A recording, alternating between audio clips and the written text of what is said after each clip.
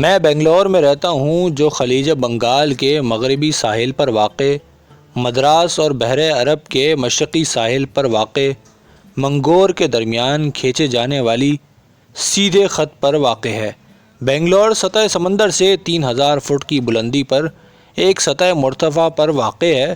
یہاں رہنے والے افراد اس کے موسم کو کبھی نہیں بھول سکتے کہ یہاں کا موسم نہ تو کبھی گرم ہوتا ہے اور نہ ہی کبھی بہت سرد، نہ بہت زیادہ بارش ہوتی ہے اور نہ ہی بہت زیادہ خشکی۔ نومبر سے فروری تک سرما میں صبح دھند آلود رہتی ہے اور گرمیوں میں بھی صبح خوشگوار رہتی ہے۔ بنگلور کو کنارسی زبان میں بنگالورو کہتے ہیں، جس کا مطلب غلے کا شہر ہے۔ جس شخص نے بنگلور میں اگنے والے مقامی یہ یورپی نسل کے پھل اور سبزیاں کھائی ہیں، وہ ان کا ذائقہ کبھی نہیں بھول سکتا۔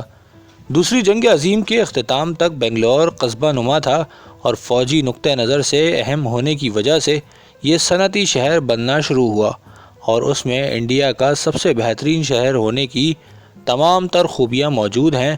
جنگ کے دوران اور اس کے بعد آنے والے پناہ گزینوں کی تعداد سے آبادی میں بہت زیادہ اضافہ ہوا ہے اور صنعتی ترقی کے ساتھ ساتھ اب یہ شہر تیزی سے پھیل رہا ہے۔ تاہم یہاں میں بنگلور کی خوبیاں نہیں گنوانا چاہ رہا، بلکہ یہاں یہ بتانا چاہتا ہوں کہ یہ شہر بہت خوبصورت ہے۔ یہ شہر کئی پہاڑیوں پر پھیلا ہوا ہے۔ اگر آپ ایک پہاڑی پر کھڑے ہو کر دیکھیں تو افق پر 3 بہت اونچی پہاڑیاں دکھائی دیں گی۔ ایک شمال مغرب اور ایک مغرب کی سمت واقع ہے۔ تینوں کا فاصلہ بنگلور سے 35 میل سے زیادہ نہیں اور ہر ایک 4000 فٹ سے اونچی ہے۔ شمال والی پہاڑی سب سے زیادہ اونچی ہے اور اس کی 3 چوٹیاں ہیں جنہیں نندروگ کہا جاتا ہے۔ دروک کا مطلب پہاڑی قلعہ ہے اور ان 3 چوٹیوں میں مشرق کی سمت والی پہاڑی پر ایک پرانے قلعے کے کھنڈرات ہیں جو ماضی کے طاقتور بادشاہ ٹیپو سلطان نے بنوایا تھا، جو شیر میسور کے نام سے مشہور ہے۔ اس کے ایک سرے پر 600 فٹ گہری ڈھلوان ہے جہاں سلطان معتوب افراد کو آنکھوں پر پٹی باندھ کر چلنے کو چھوڑ دیتا تھا۔ جو بندہ اس پہ لگے تختے پر چل کر بخیریت واپس لوٹ آتا اس کی جان بخشی ہو جاتی۔ تاہم ابھی تک کسی خوش قسمت کا تذکرہ نہیں ملتا جو کامیاب رہا ہو۔ شاید تختہ لرزتا ہو یا پھر اسے بنایا ہی ایسا گیا ہو کہ بہت لرزتا ہو، کون جانے۔ مورخین اس بارے میں خاموش ہیں۔ بنگلور سے شمال مغرب میں سیوانگانا پہاڑی ہے۔ اس پہاڑی کی چوٹی پر ہندو یاتریوں کے لیے مندر ہے۔ چوٹی پر ایک انتہائی گہرا کنواں بھی ہے جس کے بارے میں مشہور ہے کہ اس کی کوئی تہہ نہیں، اور ایک اور روایت کے مطابق اس کنویں سے ایک سرنگ نما راستہ 35 میل دور بنگلور تک جاتا ہے۔ تیسری پہاڑی کو میگادی پہاڑ کہتے ہیں۔ بنگلور میں اونچی جگہ کھڑے ہو کر دیکھیں تو ایک ابھار سا دکھائی دیتا ہے، مگر قریب جائیں تو پتہ چلتا ہے کہ وہ کوہان والے اونٹ کی مانند 2 ابھار ہیں۔ دونوں کے درمیان دشوار گزار اور گھنے جنگلات پر مشتمل وادی ہے جہاں گزرگاہ بہت پھسلوان ہے، اور اگر پیر پھسل جائے تو اس کے ساتھ وہی ہوگا جو ٹیپو سلطان اپنے دشمنوں کے ساتھ کرتا تھا۔ اسی وادی سے میری کہانی شروع ہو جاتی ہے اور اسی جگہ ماگڑی کے تیندوے کی غار تھی۔ ماگڑی کی پہاڑی کے آس پاس گھنے جنگل ہیں۔ جنوب میں محفوظ جنگل ہے جو بہت ساری پہاڑیوں سے ہوتا ہوا جنوب کی سمت 70 میل دور سنگم کے مقام پر دریائے کاویری سے جا ملتا ہے۔ یہ سارا جنگل محفوظ نہیں مگر اس کا بہت بڑا حصہ محفوظ شمار ہوتا ہے۔ غیر محفوظ جنگل کا زیادہ تر حصہ جھاڑیوں پر مشتمل ہے۔ ان پہاڑیوں کی سیدھ میں آدھے فاصلے پر کلازبت اور کنگن حالی کے شہروں کے درمیان پہاڑ کافی بلند ہے اور یہ علاقہ تیندووں سے بھرا ہوا ہے۔ یہ علاقہ میرے بیٹے کی پسندیدہ شکارگاہ ہے۔ اس نے یہاں 40 سے زیادہ تیندوے اور 12 سے زیادہ ریچھ مارے ہیں اور اس کی عمر 23 برس ہے۔ ماگڑی کے مغرب میں میدانی علاقہ ہے جو جھاڑیوں سے بھرا ہے۔ کالا ہرن، خرگوش، مور، تیتر اور بٹیر بکثرت ملتے ہیں۔ یہ پہاڑیاں شمال کو پھیلی ہوئی ہیں مگر ان کی اونچائی کم ہوتی جاتی ہے۔ مشرق میں پہاڑی علاقہ ہے اور بنگلور یہاں سے تقریباً 35 میل دور ہے۔ ارکاوتی دریا ایک چھوٹی سی ندی ہے جو بنگلور کو جانے والی سڑک پر 23ویں سنگے میل سے گزرتا ہے اور یہاں اس پر بند باندھا گیا ہے۔ پانی جمع کرنے کا علاقہ بہت وسیع ہے تاکہ بنگلور کو سارا سال پانی کی فراہمی آرام سے جاری رہ سکے۔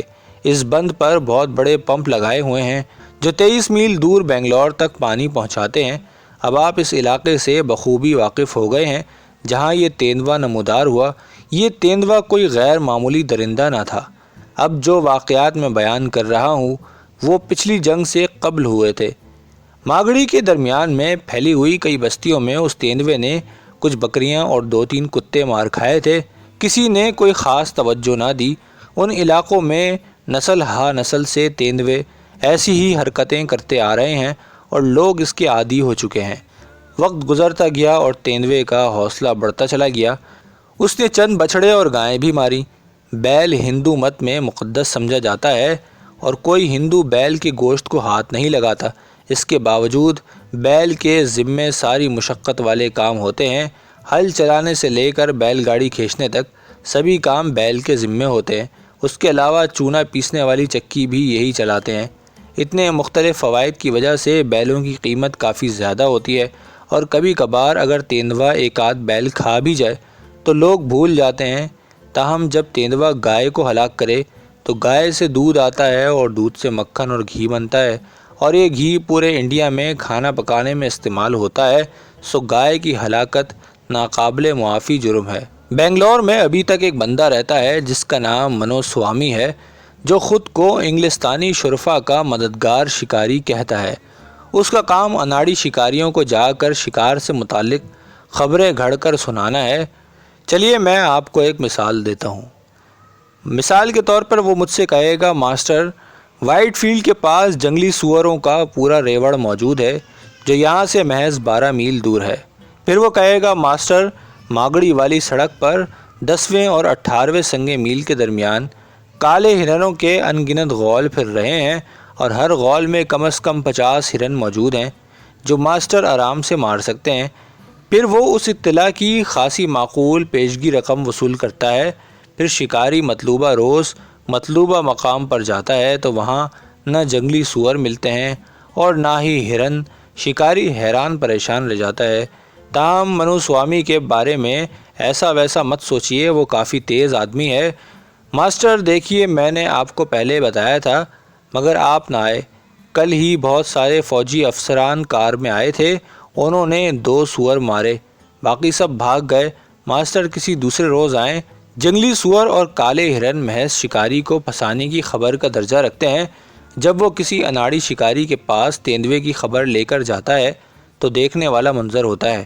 وہ پہلے بنگلے کے گیٹ پر نمودار ہوتا ہے۔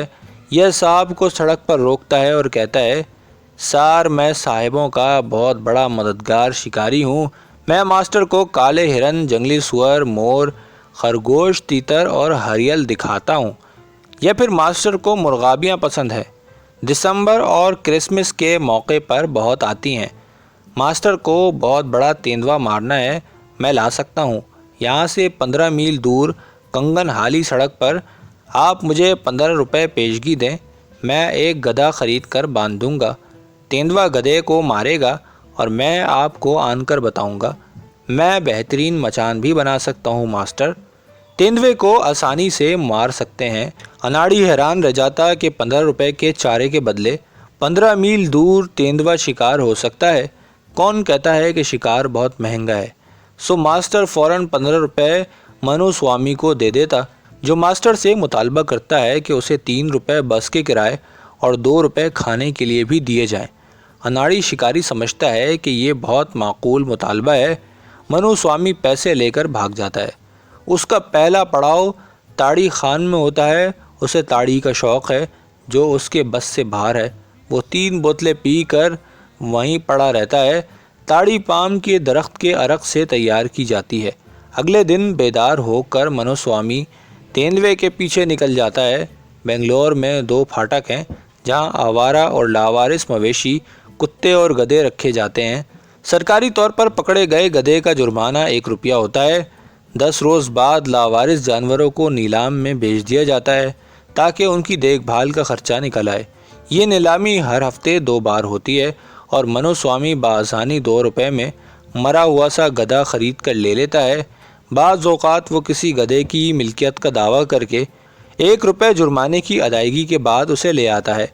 چونکہ سبھی گدھے ایک جیسے دکھائی دیتے ہیں سو سرکاری طور پر اس کا دعویٰ جھٹلایا نہیں جا سکتا، اور ضرورت پڑے تو اس کے دوست گواہی دینے پہنچ جاتے ہیں۔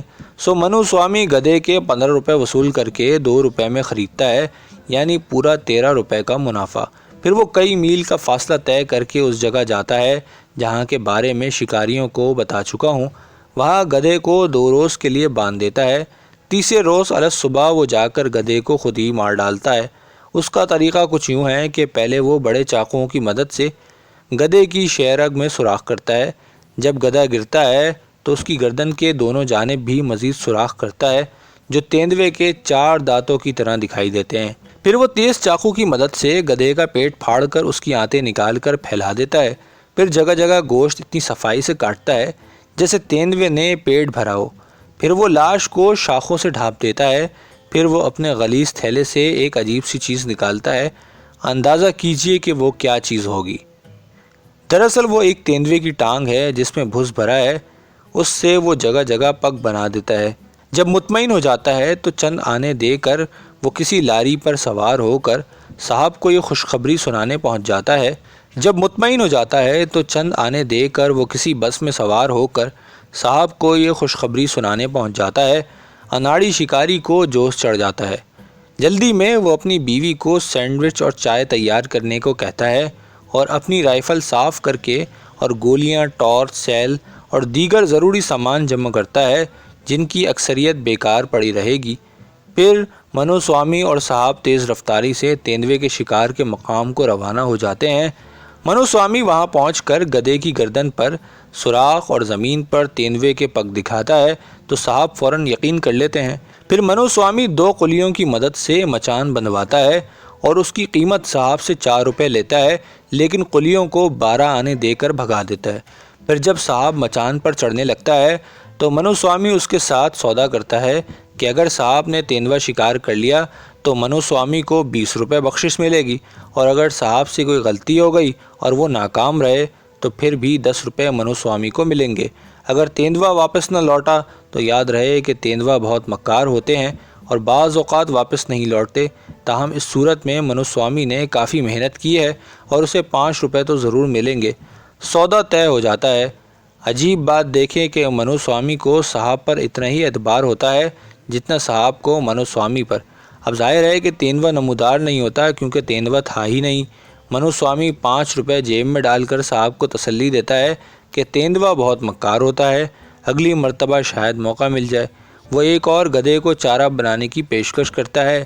اسی طرح یہ سلسلہ چلتا رہتا ہے حتیٰ کہ اناڑی شکاری تیندوے کے شکار کو بھلا کر مرغابیوں اور تیتر کے شکار سے آگے نہیں سوچتا۔ تاہم منو سوامی یہاں سے بھی فائدہ اٹھاتا ہے۔ اب آپ یہ پوچھیں گے کہ مجھے منو سوامی کے بارے میں یہ سب کچھ کیسے پتہ؟ میں بھی کبھی اناڑی شکاری تھا اور اس نے 4 بار مجھے لوٹا۔ ایک روز حادثاتی طور پر مجھے علم ہوا منو سوامی مجھے پگ دکھا رہا تھا۔ ایک آوارہ کتا ہمیں دیکھ رہا تھا اور اچانک اس نے بھاگ کر ایک جھاڑی سے کپڑے کا تھیلا اچک لیا۔ منو سوامی بہت گھبرایا اور گھبرا کے اس کے پیچھے بھاگا۔ کتا بھاگا اور تھیلے سے کچھ عجیب سی چیز گری جس پر دھبے سے تھے۔ ہم دونوں اس چیز کی طرف بھاگے۔ یہ چیز تیندوے کا بھس بھرا ہوا پیر تھا۔ پھر خوفناک دھمکیوں کے بعد جا کر اس نے زبان کھولی اور تفصیل سے اس بارے میں بتایا۔ میں بقائے باہمی کا قائل ہوں اور اگر کوئی احمق اپنی خوشی سے منو سوامی کا شکار بننا چاہتا ہے تو مجھے کیا اعتراض؟ سو میں نے کبھی اس کا راز نہیں فاش کیا۔ منو سوامی مجھے شاید پسند کرنے لگا ہے۔ یہ نہ سمجھیں کہ آپ کو بتانے پر اس کا راز فاش ہو گیا ہوگا۔ منو سوامی ہر مرتبہ نئے شکاری کے پاس نئے نام سے جاتا ہے۔ اس کا نام رمیا بھی ہو سکتا ہے، پویا بھی ہو سکتا ہے، پونیا بھی، یا پھر کئی 100 دیگر نام۔ تاہم اگر وہ آپ کے پاس دھوکہ دینے کو آئے تو ایک نشانی بتاتا ہوں۔ وہ ہمیشہ انگریزی بولتے ہوئے خود کو صاحبوں کا مددگار شکاری کہے گا۔ اس کا قد لمبا، وہ بوڑھا ہے اور سیاہ بھجنگ انسان ہے اور بالوں کا جوڑا بنایا ہوا ہے۔ اس کی آنکھیں باہر کو نکلی ہوئی ہیں اور چاہے اس نے ٹوپی پہنی ہو، پگڑی یا دھوتی یا لنگوٹی یا نیکر، اور چاہے وہ اپنا نام جیک جونز ہی کیوں نہ بتائے، اپنا بٹوا کسی محفوظ جگہ پر چھپا کر اسے بھگا دیں کہ یہ بندہ منو سوامی کے علاوہ کوئی اور نہیں ہو سکتا۔ اس بندے کے بارے میں بات کرتے ہوئے آپ کو لگا ہوگا کہ میں اصل موضوع سے دور چلا گیا ہوں، مگر ایسا نہیں ہے، کیونکہ منو سوامی نے اس کہانی میں بہت اہم کردار ادا کیا ہے۔ ویسے بھی ایسے دلچسپ کردار کے بارے میں جان کر کسے برا لگے گا۔ منو سوامی کو علم ہو گیا کہ ماگڑی کا یہ چیتا مویشی مار رہا ہے۔ یہ مت سوچیں کہ وہ تیندوے اپنی طرف سے گھڑتا ہوگا اور اصل تیندوے کے بارے میں کچھ علم نہ رہا ہوگا۔ اسے اچھی طرح علم ہے کہ ماضی میں وہ بہت اچھا شکاری رہ چکا ہے اور اسے جنگلی درندوں کے بارے میں کافی علم ہے۔ سو جب تک خبر پہنچتی تو اس نے ماگڑی جا کر خود تحقیقات کی اور پوری طرح یقین کر لیا کہ تیندوا کافی مویشی مار رہا ہے۔ یہ بات تو آپ سمجھ گئے ہوں گے کہ منو سوامی کے ساتھ جانے والے کسی شکاری کا کبھی کسی جانور سے سامنا نہیں ہوا تھا۔ سو بطور گائیڈ شکاری اس کی شہرت خطرے میں تھی۔ آدھی سے زیادہ مقامی اور یورپی شکاری، چاہے وہ اناڑی ہوں یا تجربے کار، منو سوامی کی شکل دیکھنے کے روادار نہ تھے۔ منو سوامی کے لیے یہ بہت خطرے کی بات تھی۔ اس کا روزگار براہ راست متاثر ہو رہا تھا۔ اس بار اس نے ایک انوکھا کام کرنے کا سوچا جو اس کی شہرت کو چار چاند لگا دے۔ چونکہ تیندوا دن دہاڑے مویشی مار رہا تھا، سو اس کو شکار کرنا آسان ہوگا۔ اس طرح اس کی شکاری حس بیدار ہو گئی۔ اس نے فیصلہ کیا کہ خود ہی تیندوے کو شکار کر کے پھر جلوس کی شکل میں اسے بنگلور کی سڑکوں پر پھرائے گا اور اپنے ساتھ نقاشی بھی ہوں گے۔ پھر وہ اس تیندوے کی لاش کے ساتھ اپنی تصویریں کھنچوائے گا اور اپنے پرانے گاہکوں کو دکھائے گا کہ اس نے خود ہی تیندوا مارا ہے۔ جو شکاری اس سے بات کرنے کے روادار نہ تھے، یہ تصاویر ان کو بذریعہ خط بھیجنے کا سوچ چکا تھا۔ ہر تصویر کے پیچھے وہ ہاتھ سے لکھ دے گا کہ یہ تیندوا منو سوامی نامی شکاری نے فلاں جگہ اور فلاں روز ہلاک کیا ہے، کیونکہ اس کے ساتھ آئے ہوئے دیگر صاحبان کی مدد کے باوجود تیندوے کو مارنے میں ناکام رہے تھے۔ وہ جتنا اس بارے میں سوچتا اتنا ہی خوش ہوتا جاتا۔ اس طرح سب لوگ سوچیں گے کہ منو سوامی واقعی سچا شکاری ہے اور اس کی ڈوبتی ہوئی شہرت پھر سے بہتر ہو جائے گی۔ اپنی پرانی بندوق وہ عرصہ ہوا بیچ چکا تھا، سو اب اس نے منت سماجت کر کے کسی سے 12 بور کی پرانی 2 نالی بندوق لی۔ پھر اس نے متعلقہ مقام کا چکر لگایا اور دیہاتیوں کو بتایا کہ منو سوامی نامی ایک مشہور شکاری جو وائسرائے اور جرنیلوں کو شکار پر لے جا چکا ہے، اب خود تیندوے کو شکار کرنے آیا ہے تاکہ ان کے مویشی بچ سکیں۔ اس نے یہ بھی بتایا کہ وہ ماگڑی کے دیہات میں مقیم رہے گا جو ماگڑی کی پہاڑی سے 4 میل دور ہے۔ اس نے یہ بھی حکم دیا کہ تیندوے کے شکار کی خبر فوراً اس تک پہنچائی جائے۔ 2 روز بعد خبر پہنچی کہ تیندوے نے گائے ماری ہے۔ اس کے پاس گولی والا 1 اور LGK کے 3 کارتوس تھے جو بندوق کے ساتھ ہی اس نے ادھار مانگے تھے۔ انہیں لے کر منو سوامی جائے وقوع پر پہنچا اور مچان باندھ کر بیٹھا اور تیندوے پر گولی چلائی جو اس کے شانے کے اوپر لگی۔ اس نے ساتھ ہی دوسری نالی بھی چلائی جس میں LGK کے چھرے بھی تیندوے کو لگے، مگر وہ بھاگ گیا۔ بعد میں صورتحال کا جائزہ لے کر فیصلہ کیا کہ اس کی عمر اتنی ڈھل گئی ہے کہ وہ تیندوے کے پیچھے نہ جائے تو بہتر ہے۔ ویسے بھی پروپیگنڈے سے حاصل ہونے والے فوائد کی نسبت زخمی تیندوے کا تعقب زیادہ خطرناک تھا، سو اس نے شکار ختم کر کے بنگلور کا رخ کیا۔ کئی ہفتے گزر گئے اور پھر ہمیشہ کی طرح کہانی شروع ہو گئی۔ ایک تیندوے نے ماگڑی سے کلاسبت جانے والی سڑک کے کنارے آباد دیہاتوں کے باہر کتے اور بکریاں مارنا شروع کر دیں۔ 2 مرتبہ چرواہوں نے بکریاں بچانے کی کوشش کی، مگر تیندوے نے ان پر حملہ کر دیا۔ ایک بندہ اور ایک لڑکا اس طرح گھائل ہوئے۔ پھر ایک جھٹکا یعنی تانگے والا اور اس کا گھوڑا نمودار ہوتے ہیں۔ ایک رات کو میسور سے آنے والی ٹرین سے کلاسبت کے ریلوے اسٹیشن پر 3 بندے اترے۔ اتنی رات گئے کوئی بس نہیں چلتی تھی، سو انہوں نے 10 میل کا سفر طے کرنے کے لیے ایک جھٹکا یعنی تانگا کرائے پر لیا۔ یہ گھوڑا گاڑی ہوتی ہے جس پر انسان بیٹھ سکتے ہیں، ان کی چھت بھی ہوتی ہے۔ اسے چلانے والے گھوڑے کی نسل اسی مقصد کے لیے متعارف کروائی گئی ہے۔ جھٹکے کے گھوڑے ٹٹو کی طرح ہوتے ہیں، مگر ان کی عیال اور دمیں نسبتاً چھوٹی ہوتی ہیں۔ جھٹکا اپنی منزل پر بخیر و عافیت پہنچ گیا اور مسافر اتر گئے۔ ٹانگے والے نے سوچا کہ وہ رات وہیں گزار کر اگلی صبح کلاسبت جائے گا۔ اس نے گھوڑے سے زین وغیرہ اتاری اور اس کے سامنے کچھ خشک گھاس ڈال دی اور خود پاس ہی سو گیا۔ گھوڑے نے گھاس ختم کی اور مزید گھاس کی تلاش میں گلی میں گھومنے لگا۔ اس طرح گھومتے گھامتے گھوڑا گاؤں کے باہر پہنچ گیا کہ چھوٹا سا گاؤں تھا۔ آخری جھونپڑی کے پیچھے سے ایک جانور نمودار ہوا اور جست لگا کر گھوڑے کے گلے پر حملہ کیا۔ ہنہناتے ہوا گھوڑا واپس بھاگا۔ تاہم یہ جانور اپنی گرفت برقرار نہ رکھ سکا اور گر گیا، مگر جاتے جاتے گھوڑے کی گردن پر گہرا زخم چھوڑتا گیا۔ یہ جانور تیندوا تھا۔ گھوڑے کے ہنہناٹ اور تیندوے کی غراہٹوں کی آواز سے جھٹکے والا بیدار ہوا اور گھوڑے کو بھاگ کر آتے ہوئے دیکھا۔ گھوڑا خون میں نہایا ہوا اور دہشت سے کانپ رہا تھا۔ مالک نے فوراً شور مچا دیا۔ زخمی گھوڑا جھٹکے کے قابل نہ تھا، سو اس کے مالک اسے پیدل چلا کر کلاسبت لے گیا اور وہاں پولیس میں رپورٹ کی۔ خبر جلد ہی پھیل گئی کہ تیندوا یہاں ہے اور عنقریب آدم خوری شروع کر دے گا۔ کچھ روز بعد ماگڑی سے 2 میل دور ایک گاؤں کے پاس ایک بندے پر تیندوے نے حملہ کر کے اسے بری طرح گھائل کیا۔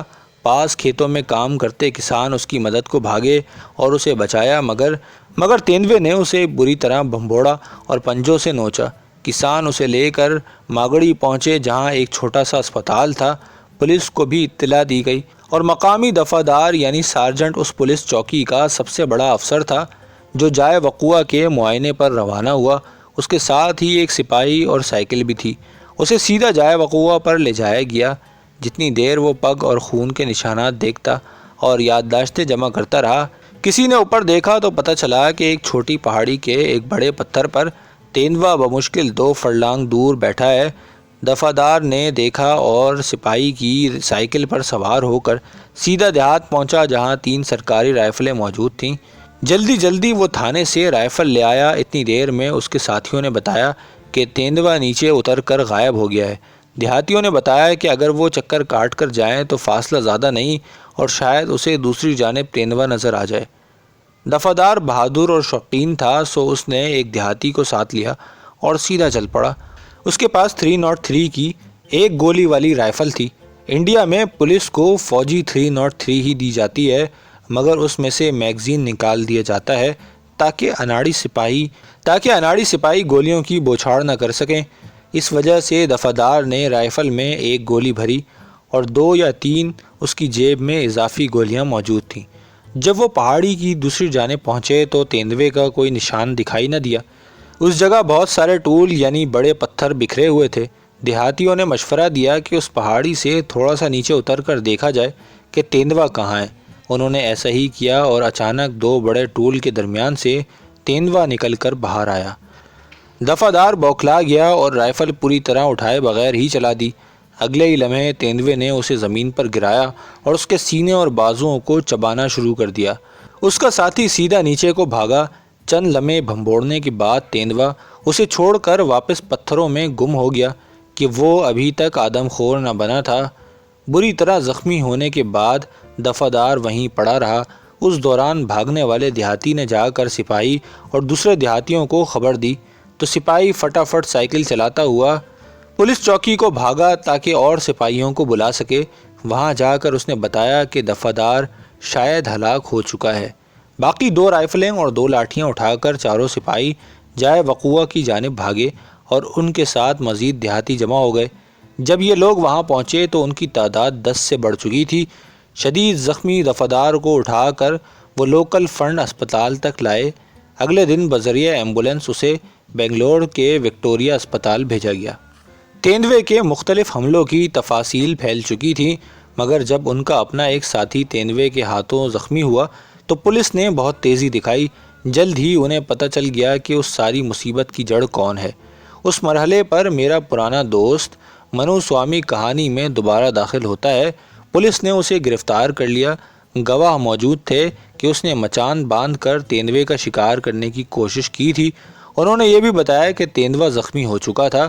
اب اس سارے کام کے لیے اس کے پاس بندوق ہونی چاہیے۔ کیا اس کے پاس بندوق ہے؟ کیا لائسنس بھی ہے؟ اگر لائسنس نہیں تو پھر غیر لائسنس شدہ بندوق کہاں سے آئی؟ کیا اس نے ادھار مانگی تھی؟ کب سے؟ کب؟ کہاں؟ کیوں؟ ایک مالک کے پاس لائسنس ہے، اس نے کتنے کارتوس لیے تھے؟ بے شمار سوالات تھے۔ منو سوامی کا برا وقت آ گیا تھا، اس پر بے شمار الزامات لگ گئے۔